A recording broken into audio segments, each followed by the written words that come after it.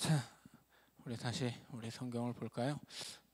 이 지도를 좀 단순하게 그렸는데 예전에 한번 이 이스라엘 주변에 길을 좀 설명해 드린 적이 있습니다. 자, 여기가 이제 이스라엘이죠. 대략 뭐 우리가 아는 이스라엘은 이 정도예요. 별로 이렇게 지도를 좀 작게 그렸으니까 더 작아져야 되겠네요. 원래 이 이스라엘 사람들이 원래 하나님이 아브라함에게 주셨던 약속은 이 위에 유프라데스 강 위로는 유프라테스 강 아래로는 이 애굽 강 아래, 그리고 옆으로는 이 사막까지, 그렇게 굉장히 큰 땅을 아브라함에게 약속하셨었어요. 그런데 우리가 아는 이스라엘은 여기가 이제 갈릴리고 이게 사해 바다라면 뭐 요 정도죠. 대체로 이스라엘의 역사는 이 정도고, 그 이전에 처음 그 사사기에 이스라엘 백성들이 가나안을 차지했던 땅은 여기까지, 요단강 너머의 동쪽 땅까지 차지하고 있었죠. 근데 이제 이스라엘 역사 속에서 북왕국 이스라엘이 쇠퇴하면서 동쪽 땅을 잃어버리고 우리가 잘 아는 이스라엘 땅은 이 요단강 서쪽의 땅으로 이제 줄어들게 돼요. 그래서 예수님 시대까지 오면 이게 고정돼 있어서 북쪽으로는 단, 남쪽으로는 여기 이제 헤브론 아래까지, 그렇게 요단강을 기준으로 해서 아주 좁아지죠. 자, 그런데 이제 그 구약의 역사를 보면 이스라엘 주변에 북쪽으로는 아수르가 있죠. 아수르라고 하는 것은 뭐 아수르, 뭐 바벨론, 이런 것들은 다 메소포타미아 문명 속에 있는 나라예요. 그래서 뭐 페르시아, 엘람 뭐 이런 나라들이 다 북쪽 지역에 있습니다. 메소포타미아 지역은 어마어마한 넓이죠. 그 어마어마한 넓이에 곳곳에 뭐 이렇게 아수르도 있고 뭐 바벨론도 있고 엘람도 있고 뭐 페르시아도 있고 그랬던 거예요. 그렇게 여기 메소포타미아 문명이 있다면 남쪽에는 뭐가 있어요? 이집트 문명이 있어요. 그래서 고대에는 엄청난 두 개의 문명 사이에 끼어 있는 것이 이스라엘이었습니다. 그리고 북쪽의 메소포타미아 문명과 남쪽의 이집트 문명을 이어주는 국제 도로가 있었어요. 그게 어디냐면 북쪽에서 내려와 가지고 다메섹을 거쳐서 해변을 따라서 가는 길이에요. 그래서 이 여기를 해변도로라고 불렀는데, 구약 시대에는 아시아와 아프리카를 잇는 가장 넓고 좋은 길이 이 해변로였습니다. 근데 해변로 다음으로 좋은 길은 어디였냐면 다메섹에서 그냥 아래로 내려오는 거예요. 그래서 이렇게 가는 여기를 왕의 대로라고 불렀어요. 왕의 길. 여기는 해변길. 어떤 길이 더 좋냐면 해변길이 훨씬 좋습니다. 그 다음에 좋은 길은 왕의 길이에요. 두 해변길은 주로 군사적인 이동이 많이 있었다면 왕의 길은 무역로였습니다. 그리고 이스라엘 안에는 이 베델에서부터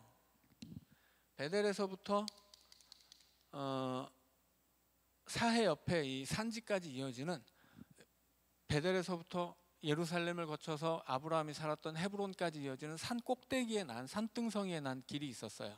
그 길을 족장들의 길이라고 합니다. 그래서 성경에 나온 지리를 크게 보자면 제일 큰 길은 해변길이에요. 아시아와 아프리카를 이어주는 군사도로이고, 그 다음에 넓은 길은 왕의 길이라고 해서 다메섹에서 해변으로 가지 않고 사막으로 쭉 이어진 왕의 길인데, 이것은 주로 무역로로 사용이 됩니다. 그리고 이스라엘 안에서는 이 베델에서부터 헤브론까지, 예루살렘을 거쳐 헤브론까지 이어지는 산등성이에 난 족장들의 길이 있었습니다. 그래서 이 이스라엘 사람들은 주로 족장들의 길을 걸었어요. 이 강대국들은 해변길을 사용하고 그 다음에 무역을 위해서는 왕의 길을 많이 사용했습니다. 그런데 이 여로보암 2세 때 여로보암 2세가 이 해변길과 왕의 도로를 점령하게 돼요. 그래서 부유해진 거예요.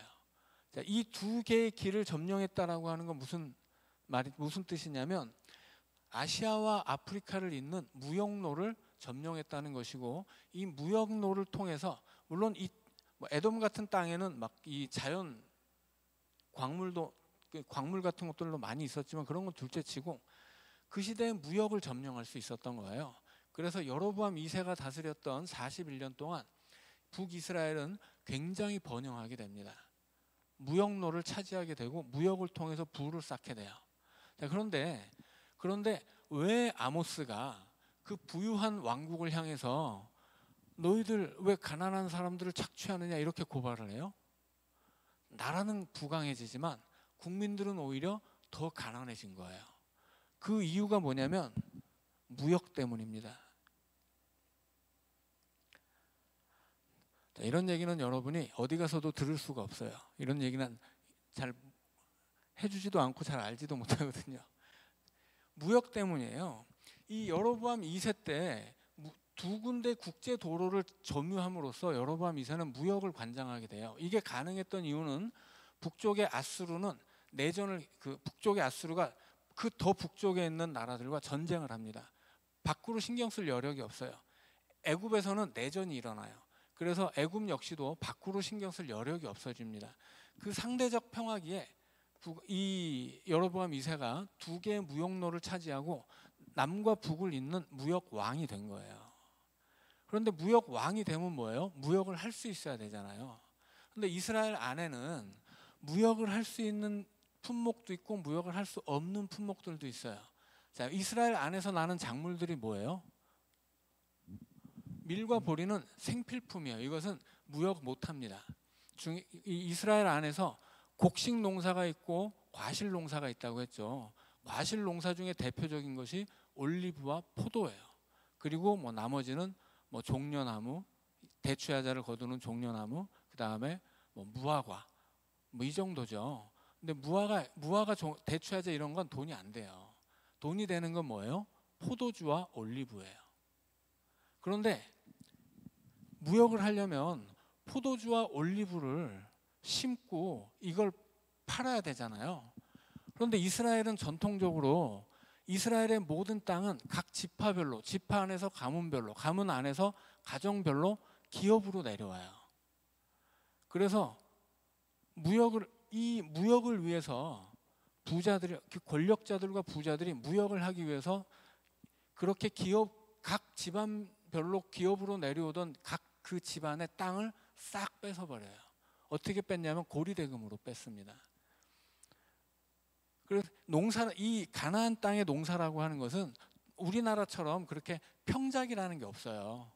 비가 제대로 와주면 풍년이 들지만 비가 한 번만 안 오면 흉년이에요. 그럼 어떻게 해야 돼요? 흉년이 한 번 들면 그 옛날에는 빚을 내서 식량을 구해서 먹고 살아야 돼요. 그런데 그렇게 흉년이 한 번 올 때 부자들이 고리대금을 하는 거예요. 굶어 죽기 싫으면 빌려야지 어떻게 해요? 그 고리대금으로 땅을 뺏어가지고 자기들이 원하는 무역을 할 수 있는 작물을 심는 거예요. 그래서 어떻게 되냐면 이스라엘 백성들은 망하게 됩니다. 이스라엘의 권력자들은 더 큰 부자가 돼요. 자기들이 차지하고 있는 이 무역로를 활용해서 무역을 하게 되거든요. 그래서 이스라엘의 역사 속에서 이 시대에 어마어마한 외국의 사치품들이 이스라엘로 들어오고 이스라엘 안에서는 이 빼앗은 땅에서 심은 포도와 올리브로 만든 이 수출물을 수출해요. 그래서 이스라엘은 부강한 나라가 되지만 무역을 통해 부를 쌓지만 그 쌓여있는 부는 자기들의 땅, 고리대금으로 자기들의 땅을 빼앗긴 일반적인 백성들을 착취한 곳에서 나온 거예요. 그래서 아모스가 그렇게 욕을 하는 거예요. 이 빌어먹을 놈들아, 너희들은 안식일이 되면 하나님 앞에 우리를 부자로 만들어 주신 하나님 앞에 좋은 재물을 바치지만 빨리 안식일 끝나서 또 장사하면 좋겠다 이런 얘기를 하고 그렇게 가짜 저울로 남을 속이고 과부와 고아를 등쳐먹고 사람들을 그렇게 사람들의 땅을 빼앗아서 쌓고 이런 얘기를 하는 거예요. 그래서 이 여로보암 2세 때 이스라엘은 하나님이 망할 수밖에 없었던 하나님을 떠난 이 범죄한 북이스라엘에 은혜를 베풀어서 살 길을 열어주셨는데 그 살 길 속에서 오히려 하나님을 버리고 우상 숭배를 했을 뿐 아니라 자기들이 가지고 이 획득한 무역로를 이용해 먹기 위해서 이 권력자들과 그 시대의 북이스라엘의 부자들이 그렇게 백성들의 것을 고리대금으로 다 빼앗고 그들을 착취함으로써 더 큰 부를 쌓았던 거예요. 그래서 호세아와 아모스가 그들의 죄악을 고발한다라고 하는 것입니다. 그래서 이 여로보암 2세가 이 북왕국 이스라엘에게 주어진 마지막 기회를 발로 차버린 사람이에요. 뭐를 위해서? 자기들이 부를 얻기 위해서. 이 두 갈래 무역로를 얻었기 때문에 이 무역로를 얻고 무역을 하기 위해서 거기서 그냥 무역을 통한 이익만 얻었어도 충분히 부자로 살 수 있었는데 더 큰 부자가 되기 위해서 다른 사람들 것을 착취해서 빼앗은 거예요. 자, 그래서 이 여로보암 2세 때 여로보암 1세가 여로보암의 길이라고 불렀던 우상 숭배 털을 닦은 사람이라면 아합은 그 이스라엘에 바알 신앙을 수입해 와서 이스라엘을 망치려고 했던 사람이고, 하나님이 그 아합을 대적하는 엘리야와 엘리사를 세워서 그 아합의 왕조를 무너뜨렸다면 이제 다시 기회가 주어진 이스라엘을 멸망의 길로 확실하게 인도한 사람이 누구냐? 그가 바로 여로보암 2세다라고 하는 것입니다. 자, 그래서 북왕국 이스라엘의 왕 중에서는 여러 왕이 있어도 3명만 기억하면 돼요. 초대 왕 여로보암, 바알 숭배를 가져왔던 아합 왕, 그리고 하나님이 주신 마지막 기회를 발로 차버린 여로보암 2세. 그리고 그 사이에 가장 악했던 아합 시대에 하나님이 북왕국 이스라엘에 엘리야와 엘리사를 보내서 그 북왕국을 지키려 하셨다 하는 것이죠. 그러면 대충 이제 이 북왕국 이스라엘의 역사는 다 나온 거예요. 그래서 여로보암 2세 시대가 지나고 나면 그냥 바로 그 여로보암 2세의 아들 스가랴가 얼마 왕으로 하지 못하고 이제 죽습니다. 그 스가랴까지 예후에게 엘리사가 예언했던 4대가 이어지는 것이고요. 스가랴 이후에는 이제 그냥 시덥지 않은 왕들이 세워지면서 바로 이제 망하게 됩니다.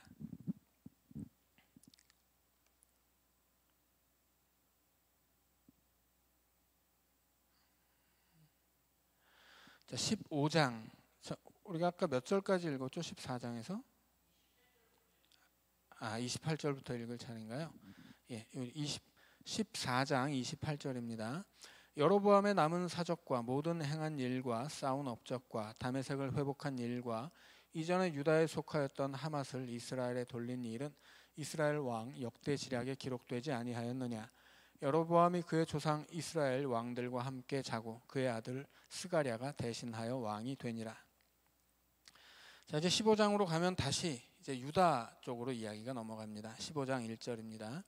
이스라엘 왕 여로보암 제27년에 유다 왕 아마샤의 아들 아사랴가 왕이 되니 그가 왕이 될 때에 나이가 16세라. 예루살렘에서 52년간 다스리니라. 그의 어머니의 이름은 여골리아라. 예루살렘 사람이더라. 아사랴가 그의 아버지 아마샤의 모든 행위대로 여호와 보시기에 정직히 행하였으나 오직 산당은 제거하지 아니하였으므로 백성이 여전히 그 산당에서 제사를 드리며 분향하였고, 여호와께서 왕을 치셨으므로 그가 죽는 날까지 나병 환자가 되어 별궁에 거하고 왕자 요담이 왕궁을 다스리며 그 땅의 백성을 치리하였더라. 아사랴의 남은 사적과 행한 모든 일은 유다 왕 역대지략에 기록되지 아니하였느냐? 아사랴가 그의 조상들과 함께 자매 다윗 성에 그의 조상들과 함께 장사되고 그의 아들 요담이 대신하여 왕이 되니라.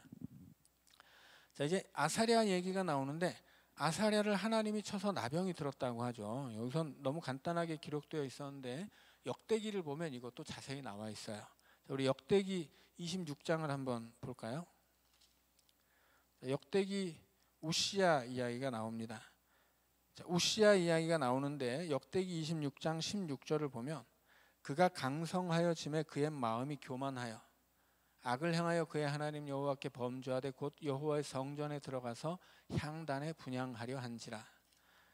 자, 그런 일이 있었다고 하는 거예요. 아사랴라고 하는 사람이 왕이 되었는데 처음에는 아버지처럼 신실했어요. 한계는 있었죠.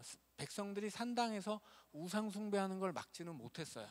그런데 이것은 이 남왕국 유다의 모든 왕이 막지 못했던 것이기 때문에 그도 어쩔 수 없었습니다. 그런데 문제는 이 아사랴가 강성해진 다음에 교만해진 거예요. 교만해져서 어떻게 하냐면 성전에 들어가서 자기가 제사장 역할을 하려고 합니다. 그래서 그 시대의 제사장이 용맹한 제사장들 80명을 데리고서 왕을 막아요. 근데 왕이 지금 니네가 나한테 감히 반항하냐면서 막 화를 내거든요. 화를 내는 그 순간에 하나님이 그를 쳐서 이 나병이 그의 이마에서 번지기 시작했다. 그렇게 이야기합니다. 그래서 이 아사랴는 그 나병을 얻었기 때문에 죽는 순간까지 별궁에 거하고 그를 대신해서 요담이 왕이 되었다 하는 이야기입니다. 자, 8절입니다.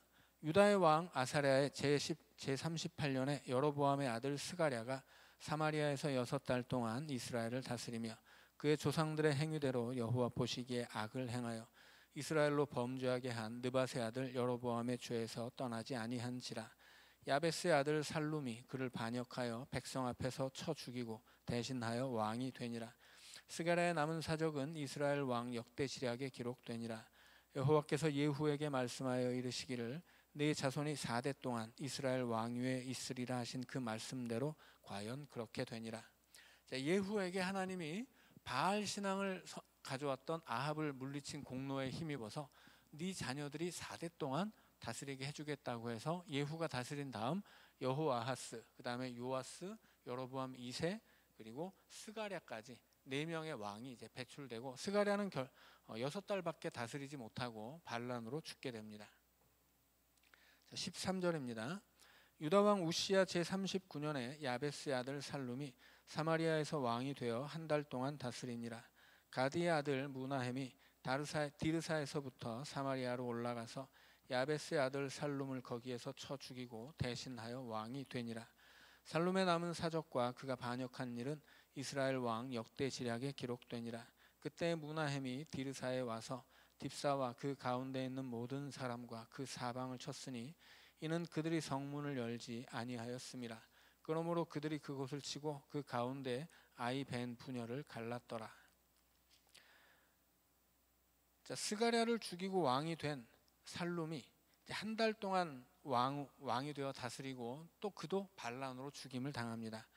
이 살룸을 죽인 사람은 무나헴이라는 사람인데 무나헴은 아주 지독한 사람이죠. 자기가 이 반란을 일으킬 때 성문을 열지 않았다는 이유로 아이 벤 부녀를 갈랐다고 그래요. 그러니까 임신한 여자만 죽였다는 얘기가 아니죠. 임신한 여자까지 죽였다 그런 이야기예요. 아주 잔인하게 복수를 하는 왕이었는데 왕이라고 하는 존재는 백성을 지키고 보호해야 되잖아요. 그런데 오히려 백성을 그렇게 잔인하게 죽인 왕이 무나헴이에요. 자, 그리고 이제 무나헴에 이어서 부가히야 그리고 베가로 이어지면서 이스라엘은 그렇게 정말 왕이 되어서는 안 될 사람들이 왕이 되면서 이렇게 망해가고 있다 그 얘기를 합니다. 결국은 이 예후 왕조가 끝난 다음에 대략 한 30년 안에 북왕국 이스라엘이 멸망하게 되는 거예요.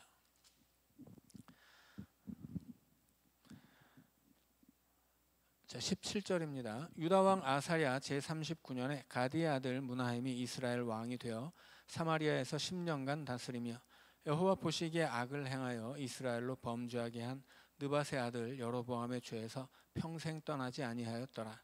아수르 왕 불이 와서 그 땅을 치려 하매 무나헴이 은 1000달란트를 불에게 주어서 그로 자기를 도와주게 하므로 나라를 자기 손에 굳게 세우고자 하여 그 은을 이스라엘 모든 큰 부자에게서 강탈하여 각 사람에게 은 50세겔씩 내게 하여 아수르 왕에게 주었더니 이에 아수르 왕이 되돌아가 그 땅에 머물지 아니하였더라.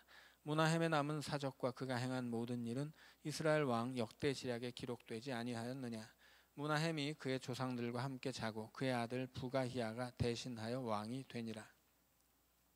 자, 이 무나헴이라고 하는 왕은 정말 잔인한 왕이면서 또 좀 비겁한 왕이었죠. 아수르의 왕이 쳐들어왔을 때 자기가 살기 위해서 은 1000달란트를 만들어 주는데 이스라엘의 부자들에게서 돈을 뺐을 뿐 아니라 이스라엘의 백성들 인두세를 매겨서 돈을 마련해가지고 은을 바쳤다, 그런 얘기를 합니다. 자, 23절입니다. 유다의 왕 아사랴 제50년에 무나헴의 아들 부가히야가 사마리아에서 이스라엘 왕이 되어 2년간 다스리며 여호와께서 보시기에 악을 행하여 이스라엘로 범죄하게 한 느밧의 아들 여로보암의 죄에서 떠나지 아니한지라. 그 장관 르말리아의 아들 베가가 반역하여 사마리아 왕궁 호위소에서 왕과 아르곱과 아라엘을 죽이되 길르앗 사람 50명과 더불어 죽이고 대신하여 왕이 되었더라. 부가히야의 남은 사적과 그가 행한 모든 일은 이스라엘 왕 역대지략에 기록되니라. 이제 무나헴의 아들 부가히야가 왕이 되었지만 이제 베가라는 신하가 장관이 반역해서 다시 왕이 되었습니다.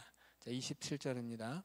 유다의 왕 아사랴 제52년에 르말리아의 아들 베가가 이스라엘 왕이 되어 사마리아에서 20년간 다스리며 여호와께서 보시기에 악을 행하여 이스라엘로 범죄하게 한 느밧의 아들 여로보암의 죄에서 떠나지 아니하였더라. 이스라엘 왕 베가 때 아수르 왕 디글랏 빌레셀이 와서 이온과 아벨벳 마아가와 야노아와 게데스와 하솔과 길르앗과 갈릴리와 납달리 온 땅을 점령하고 그 백성을 사로잡아 아수르로 옮겼더라. 우시아의 아들 요담 제20년에 엘라의 아들 호세아가 반역하여 르말리아의 아들 베가를 쳐서 죽이고 대신하여 왕이 되니라. 베가의 남은 사적과 그가 행한 모든 일은 이스라엘 왕 역대지략에 기록되니라. 자, 이 북왕국 이스라엘의 마지막 왕은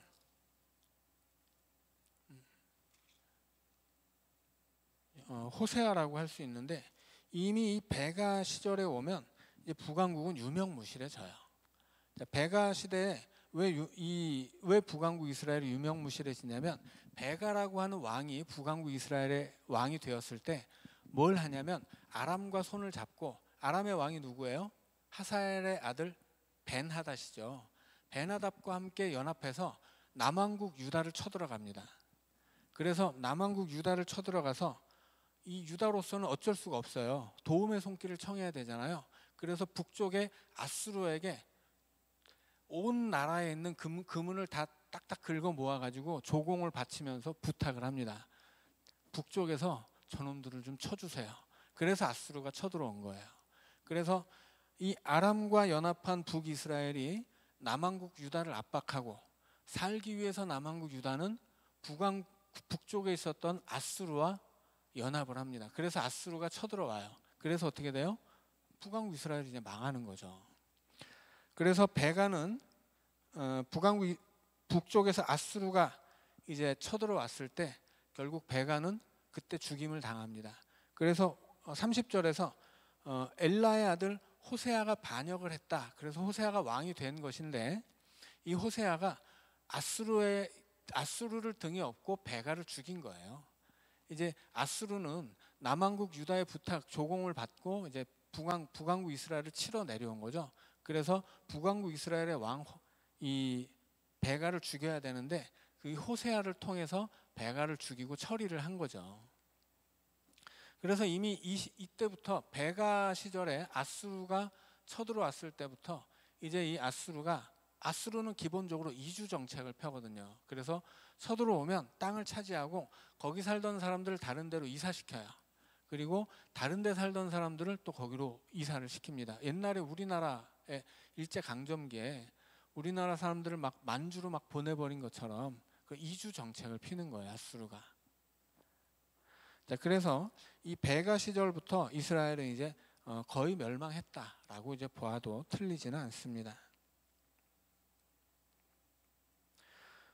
그런데 이제 재밌는 것은 베가는 그렇게 아람과 손을 잡고 남왕국 유다를 멸망시키려고 쳐들어갔다가 그것 때문에 오히려 자기도 죽임을 당하고 자기의 왕국도 이제 망하게 되는 결과를 만들게 됩니다. 32절입니다. 이스라엘의 왕 르말리아의 아들 베가 제2년에 유다 왕 우시아의 아들 요담이 왕이 되니 나이가 25세라. 예루살렘에서 16년간 다스리니라. 그의 어머니의 이름은 여루사라 사독의 딸이더라.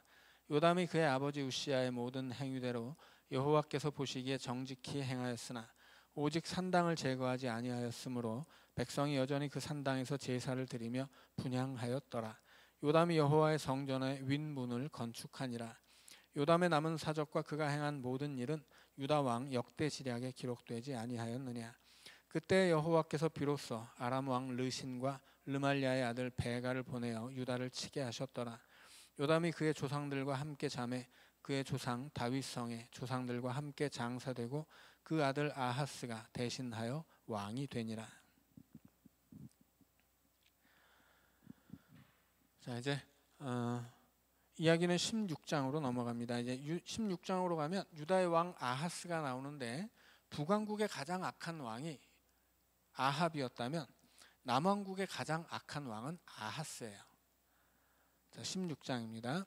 르말리아의 아들 베가 제17년에 유다의 왕 요담의 아들 아하스가 왕이 되니, 아하스가 왕이 될 때에 나이가 20세라.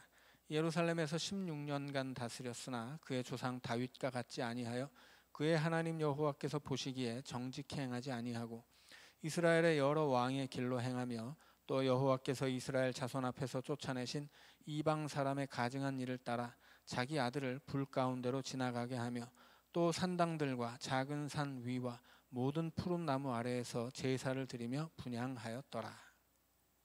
자, 이제 15장에 나오는 유다 왕 요담까지만 해도 계속 산당을 없애지 못하는 한계는 있지만 하나님 앞에서 정직했어요. 그런데 요담의 왕 아하스 때 어떻게 돼요? 하나님을 완전히 버리고 그리고 이스라엘의 왕의 길로 행합니다. 이건 무슨 얘기예요? 우상숭배했다는 이야기예요. 우상숭배를 시작하는데 심지어 이방 사람의 가증한 일을 따라 자기 아들을 불 가운데로 지나가게 했다라고 해요. 이건 뭐냐면 몰록 신을 섬기는 행위예요.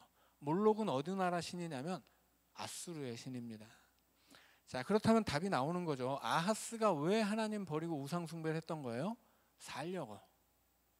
아하스 시대에 북왕국의 베가가 이 아람의 왕 베나닥과 함께 연합을 맺고 쳐들어온 거예요. 그래서 살려니 어떻게 해요? 살려고 북왕국 아수르의 도움을 청한 거야. 어떻게 청합니까? 일단 있는 돈을 다 끌어모아서 갖다 바쳐요. 그리고 우리나라는 당신네 나라 신하가 되겠습니다. 그래서 나부터 당신네 나라 신을 섬기겠습니다 하고 몰록을 섬기기 시작한 거예요. 그리고 몰록을 섬기는 방법은 아들을 바치는 인신공양이었기 때문에 이 남왕국 유다의 왕이 자기 나라를 지키기 위해서 아수르의 신을 섬기고 자기 아들을 불에 태워 죽였다라고 하는 거예요. 결국은 이 하나님을 이스라엘이 자기 나라를 지키는 방법은 하나님을 의지하고 하나님께 맡겼어야 되는 것인데, 북왕국의 이 좋지 않은 왕들은 돈을 바치거나 무상숭배를 하죠. 외국과 이렇게 협약을 맺거나. 이제 이 유다 왕 아하스도 똑같은 일을 한 거예요. 하나님, 이 북쪽에서 이 북왕국과 아람이 같이 쳐들어오니까 자기로서는 어쩔 수가 없으니까 살자고 아수르에게 도움을 청해요. 그리고 아수르의 신을 섬기는 아수르의 종이 되겠다고 약속을 한 거죠.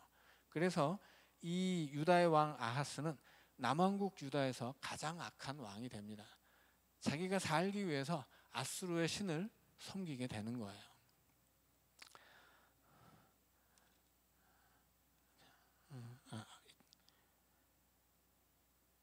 이제 베나닷이 아니고 이제 아람도 왕이 바뀌었죠, 르신으로. 그래서 아무튼 이렇게 북왕국과 아람의 연합군에 맞서기 위해서 아수르의 힘을 의지하고 아수르로 하여금 뒤에서 치게 해서 그 결과 어떻게 됩니까? 이제 북왕국은 망하게 돼요.